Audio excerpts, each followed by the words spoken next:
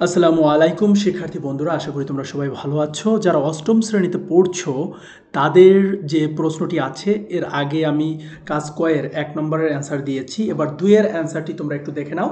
এটা হচ্ছে মূলত তোমাদের প্রশ্ন, আর প্রশ্নের অনুযায়ী যে আমরা অ্যান্সারটি করব সেই অ্যান্সারটি হচ্ছে এরকম। অর্থাৎ তুমি কিভাবে যোগাযোগ করবে। তো নমুনা যোগাযোগ 1 দেখে নাও যে তুমি প্রধান শিক্ষকের সাথে কিভাবে যোগাযোগ করবে।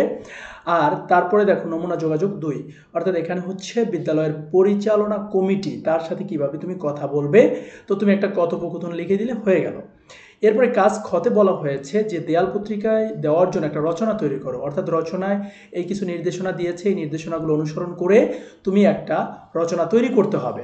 তো আমরা এখানে রচনাটা তৈরি করে দিয়েছি 200 শব্দের মধ্যে।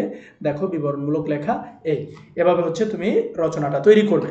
যাই হোক, তোমাদের বিদ্যালয় নিয়ে তুমি হচ্ছে এখানে তোমাদের বিদ্যালয় এই যে জাস্ট এভাবে টপিকটা সাজাতে পারো যে আমাদের রচনার নাম আমাদের বিদ্যালয়, তারপরে স্টেপ বাই স্টেপ তুমি এভাবে লিখে দেবা। ওকে, আশা করি তোমরা সবাই বুঝেছো। Thank you so much. Allah.